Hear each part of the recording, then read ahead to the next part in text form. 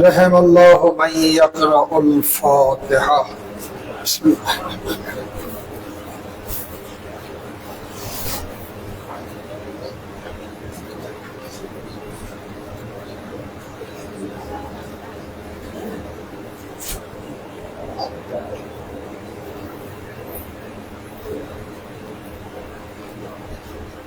أعوذ بالله السميع العليم من الشيطان اللعين الرجيم. بسم الله الرحمن الرحيم. الحمد لله رب العالمين وصلى الله على خير خلقه محمد وعلى بيته الطيبين الطاهرين المعصومين المظلومين الذين أذهب الله عنهم الرجس ويطهرهم تطهيرا.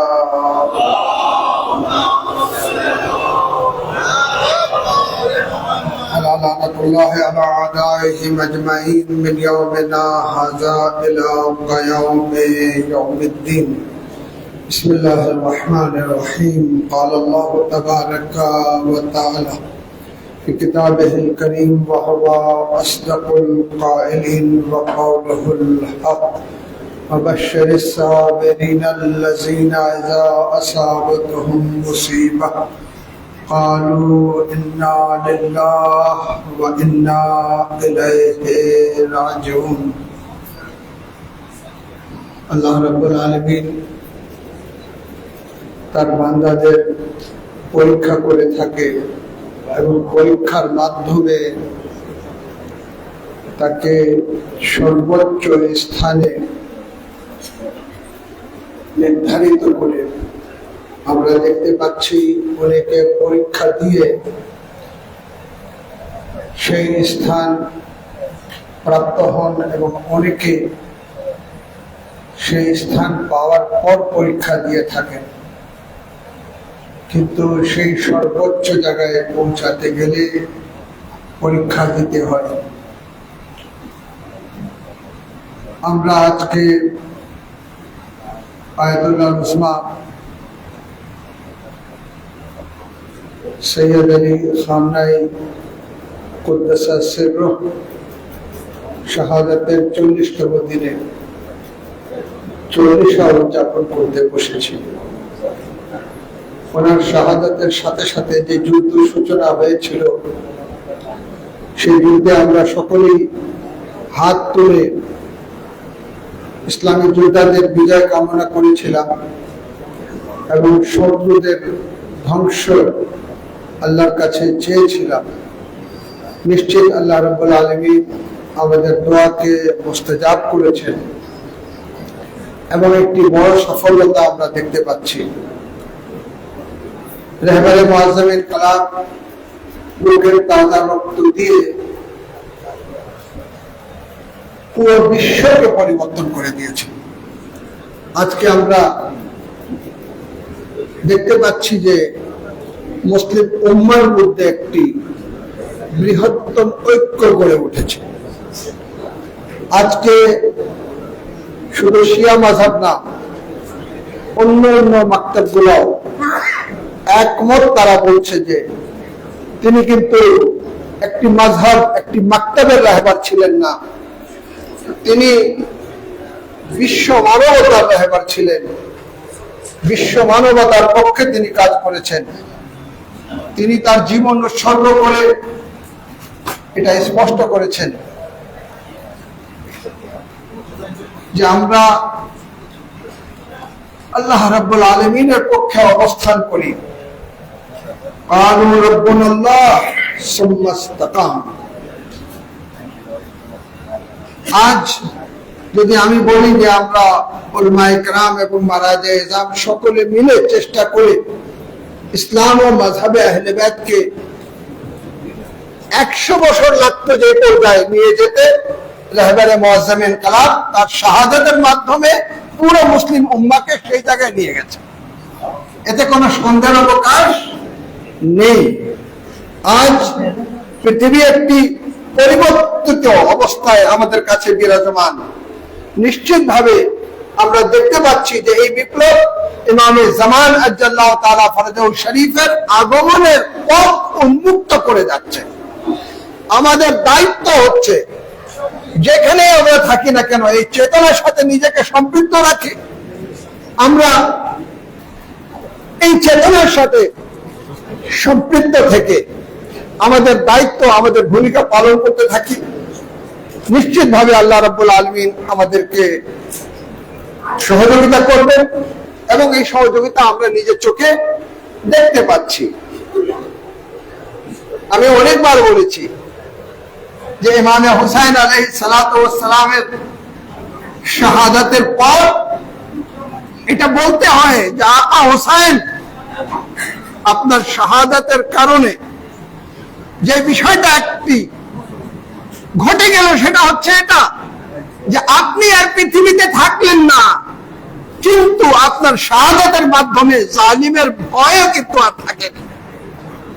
এখন মাজলুম শক্তিশালী হয়েছে, মাজলুম শক্তিশালী হয়ে জালিমের বিরুদ্ধে হুসাইনিয়তের নামে, হুসাইনিয়তের চেতনা নিয়ে আজকে আত্মপ্রকাশ করছে। আমি বলবো রাহবারে মুআজ্জাম ইনকিলাব, আপনি শাহাদাতের মাধ্যমে স্পষ্ট করে দিয়েছেন দুনিয়াতে আর কোন সুপার পাওয়ার নেই। যদি সুপার পাওয়ার রয়েছে তো আল্লাহ রাব্বুল আলামিন রয়েছে, আল্লাহ ব্যতীত কারো কাছে মাথা নত করা যাবে না।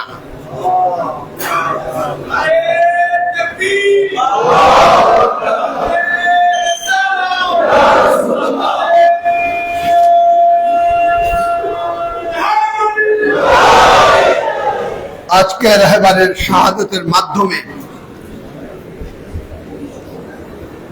এই রাহবারের রক্ত এতই শক্তিশালী যে আমাকে বলতে দেন জীবিত রাহবার কতটা শক্তিশালী ছিলেন, আজকে তার চেয়ে বেশি শক্তিশালী হচ্ছেন সেই শহীদ রাহবার, তিনি শাহাদাত বরণ করে আজকে আমাদেরকে শক্তিশালী করেছেন, ইসলামকে শক্তিশালী করেছেন। আমাদের সকলের অঙ্গীকার তার সুযোগ্য সন্তান, যিনি মুস্তাহিদ, অত্যন্ত দক্ষতা সম্পন্ন ব্যক্তিত্ব, রাহবারে মুআজ্জাম ইনকিলাব, তার পরে কে রাহবার হবে এটা নির্ধারণ করে যান নেই। মজলিসে খবরেগান, মজলিসে খবরেগানের রাহবারি অর্থাৎ গাইবিয়ান কাউন্সিল, তারা কিন্তু সকলেই মুস্তাহিদ। তারা একত্রিত হয়ে তারা দেখেছে যে এই যোগ্যতা আয়াতুল্লাহ উসমা সৈয়দ মুজতবা খামনাইর মধ্যে বিরাজমান। ওনাকে নির্বাচন করা হলো। আজকে ওনার বাণী দ্বারা আমরা আজকে বুঝতে পারছি যে ইরানের জনগণ যে বলছে লুৎফে খোদা আয়াশত খামেনাই জামাশত, অর্থাৎ আল্লাহর সাহায্য স্পষ্ট হয়েছে, খামেনাই জওয়ান হয়ে আমাদের মাঝে আত্মপ্রকাশ করেছে। সাল্লাল্লাহু আলাইহি মুহাম্মদ ওয়া আলিহি। এখন আমরা ওনার বেলায়েতের নেতৃত্বে আমরা এগিয়ে যাচ্ছি। আমাদের দায়িত্ব হচ্ছে যে আমরা ইমামে জামান আজ্জাল্লাহু তাআলা ফরজাউল শরীফের সাথে তাওয়াসসুল করা, এই তাওয়াসসুল ভুলে যাবেন না। বেশি বেশি করে দরুদ পড়বেন, বেশি বেশি করে তাওয়াসসুল করবেন এবং ইমামের আগমনের পথ যেন উন্মুক্ত হয় এবং ওনার আগমন যেন ত্বরান্বিত হয়। আল্লাহ রাব্বুল আলামিন সেই তৌফিক আমাদেরকে দান করুক। ইনশাআল্লাহ সর্বোচ্চ বিজয় আমরা দেখতে পাবো। আমরা আজকে গর্বিত যে বিষয়ে আমাদের দাদা নানারা দেখেননি, আমাদের পূর্বপুরুষরা দেখেননি, আমরা দেখেছি যে 86 বছরের একজন ব্যক্তিত্ব, একজন আলিমে দ্বীন, একজন মারজায়ে তাকলিদ, একজন ওয়ালিয়ে ফাকিহ কিভাবে সর্বোচ্চ শক্তির বিরুদ্ধে রুখে দাঁড়াচ্ছে এবং বুকের তাজা রক্ত দিয়ে আর একবার হুসাইনিয়তের চেতনাকে আল্লাহর জমিনে জাগ্রত করে চলে যাচ্ছে। আজকে হুসাইনিয়তের চেতনা আবার জাগ্রত হয়েছে। যারা হুসাইনিয়তের চেতনাকে বেছে নেননি তারা আজকে চিন্তিত। আজকে তারা হুসাইনিয়তের চেতনার দিকে ধাপে ধাপে আগাচ্ছেন। আপনি প্রতিটা ইমামবাড়ি, প্রতিটা মসজিদে আপনি পরিবর্তন দেখতে পাচ্ছেন। আমার কাছে অনেকে যোগাযোগ করছে, ভাই এই মাযহাব, এই মাকতাব, এই চেতনা আমার কাছে স্পষ্ট করুন, আমাদেরকে বিভ্রান্ত করা হয়েছে, আমাদেরকে অপব্যাখ্যা দেওয়া হয়েছে, এই মাযহাব সম্পর্কে অপব্যাখ্যা দিয়ে আমাদেরকে আপনাদের থেকে দূরে রাখা হয়েছে।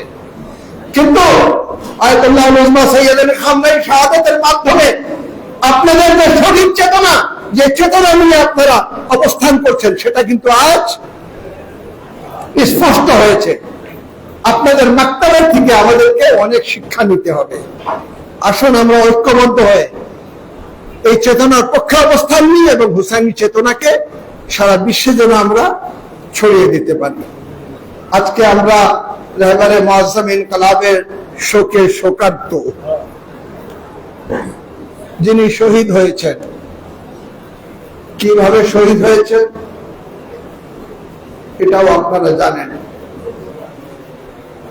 আজকে আমি যখন চিন্তা করি যে রাহবারকে কিভাবে গোসল দেওয়া হয়েছে, কিভাবে ওনাকে কাফন পরানো হয়েছে, বুক কেঁপে উঠে। যেখানে রাহবারের শাহাদাত হয়েছে তার আশেপাশে যারা অবস্থান করছিল তারা বলছিল যে যখন আক্রমণ হয়েছে এমন ভূমিকম্প হয়েছে যে এর আগে এরকম ভূমিকম্প আমরা দেখিনি।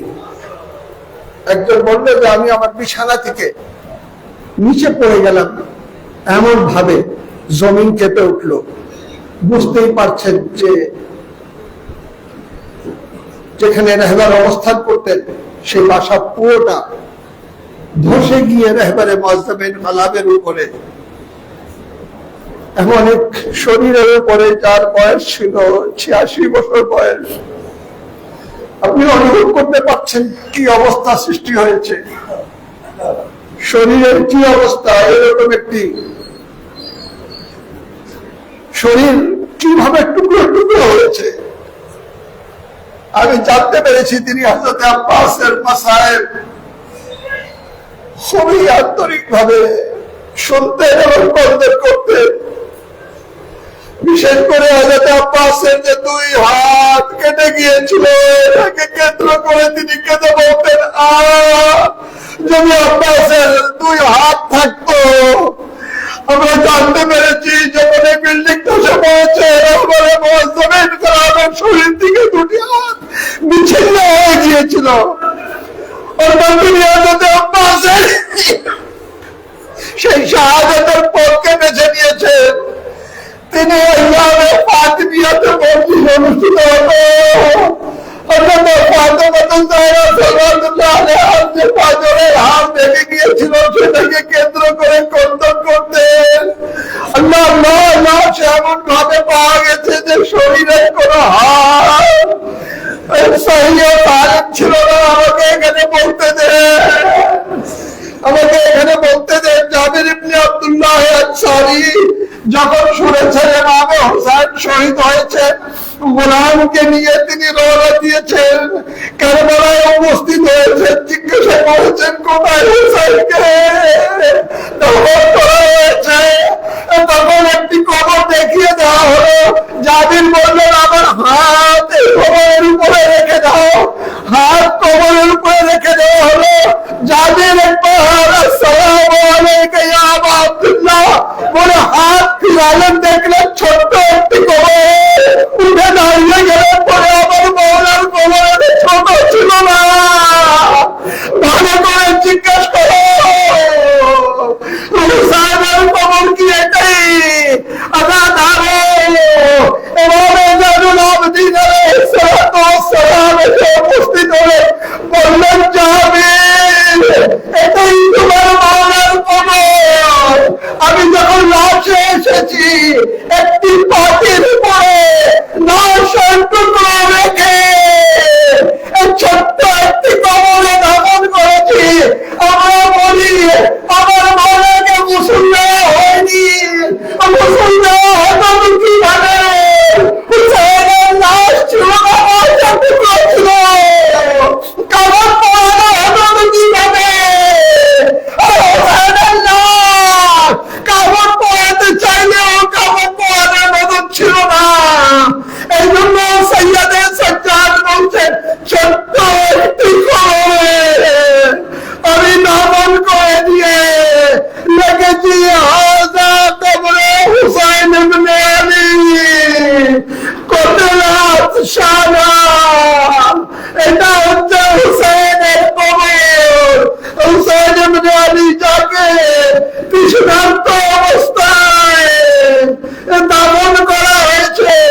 রুহে ইমামে খুমেনি এখন ইমামে হুসাইনের কাছে আকা লজ্জিত।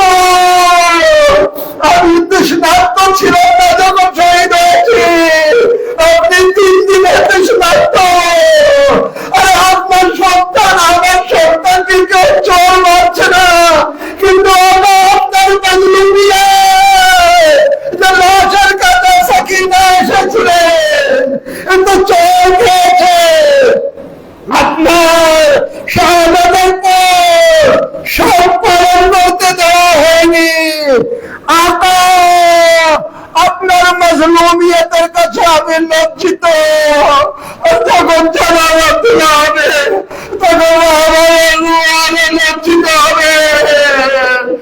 হাকিমের জানাজা এত নয়, কিন্তু মাজলুম হোসেন জানাজা তোলা হয়নি। আরে মুসলমান দেওয়া হয়নি। আরে কারবালার মরুভূমিতে দাফন করে দেওয়া হয়েছে। এই জন্য আমরা বলি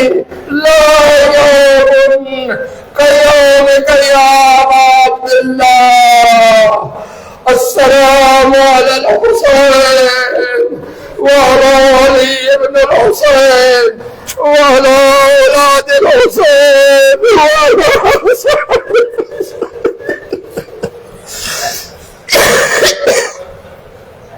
إنا لله وإنا إليه راجعون رضا بقضائه وتسليما لأمره। হে রব্বুল আলামিন, আমাদের এই কলিল ইবাদতকে তুমি কবুল করে নাও। হে রব্বুল আলামিন, আযাদারানে সাইয়্যিদুশ শুহাদা হাত তুলেছেন, তাদের সকলের দোয়াকে তুমি কবুল করে নাও। হে রব্বুল আলামিন, আমাদের গুনাহ খাতাকে মাফ করে দাও। হে রব্বুল আলামিন, আমাদের রাহবরকে এবং শহদায়ে ইসলামকে শহদায়ে কারবালার সাথে মাশহুর করো। হে রব্বুল আলামিন, ওনাকে জিয়ারতে আইমে আতহার নসিব করো। হে রব্বুল আলামিন, ওনাকে মূল্যায়ন করার তৌফিক দান করো। এক ওয়ালি খোদা আমাদের মাঝখান থেকে চলে গেছে, তাকে যেন আমরা স্মরণে রাখতে পারি, সেই তৌফিক আমাদের দাও। হে রব্বুল আলামিন, আমাদেরকে ঐক্যবদ্ধ থাকার তৌফিক দান করো। আমাদেরকে মারজাইয়াতের পক্ষে, বেলায়েতে ফকির পক্ষে অবস্থান নেওয়ার তৌফিক দান করো। হে রব্বুল আলামিন, আমাদেরকে তৌফিক দাও যেন আমরা ঐক্যবদ্ধ হয়ে এই যুদ্ধের পাশে আমরা দাঁড়াতে পারি। হে রব্বুল আলামিন, আমাদের হাতকে শক্তিশালী করে দাও। রাজমান্দাগানে ইসলামের হাতকে শক্তিশালী করে দাও। বর্তমান রাহবরকে হেফাজত করো। হে রব্বুল আলামিন, মুজাহিদিন ইসলামকে শক্তিশালী করে দাও। আমেরিকা ও ইসরায়েলকে নিস্তনাবুদ করে দাও। যারা মুনাফিকি করছে তাদেরকে হেদায়েত করো। হেদায়েতের জন্য উপযোগী যদি না হয় তাদের নিস্তনাবুদ করে দাও। হে রব্বুল আলামিন, হককে মুহাম্মদ ওয়া আলে মুহাম্মদ সমস্ত মুসলমানদেরকে মাকতাবে আহলে বাইত, মাযহাবে আহলে বাইত, ইমাম হুসাইনের এই শাহাদাতের চেতনাকে উপলব্ধি করা, বুঝা এবং মারিফত অর্জন করার তৌফিক দান করো। মুসলমানদেরকে ঐক্যবদ্ধভাবে এই কাফেরদের বিরুদ্ধে, এই মুনাফিকদের বিরুদ্ধে রুখে দাঁড়ানোর তৌফিক দান করো। হে রব্বুল আলামিন, আমাদেরকে ইমামে জামানার জহুরের পথ উন্মুক্ত করতে তৌফিক দান করো। হে রব্বুল আলামিন, হককে মুহাম্মদ ওয়া আলে মুহাম্মদ আমাদেরকে মাকতাব ও মাযহাবে আহলে বাইতের উপরে পরিচালিত করো। হে রব্বুল আলামিন, হককে মুহাম্মদ ওয়া আলে মুহাম্মদ আমাদের মারহুমিনদেরকে জওয়ারে মুহাম্মদ ওয়া আলে মুহাম্মদে জায়গা দান করো। যারা অসুস্থ তাদেরকে শিফায়ে কামিল ও আজল দান করো। হে রব্বুল আলামিন, যারা এখানে উপস্থিত উলামায়ে কেরাম তাদের সকলের ছায়াকে আমাদের উপর কায়েম ও দায়েম রাখো। হে রব্বুল আলামিন, ইমামে জামানার যহুরকে তারানিত করো। আল্লাহুম্মা আজ্জিল লিওয়ালিয়াকাল ফরজ رب اجعلني مقيم الصلاة ومن ذريتي ربنا وتقبل دعاء بحق لا إله إلا الله محمد رسول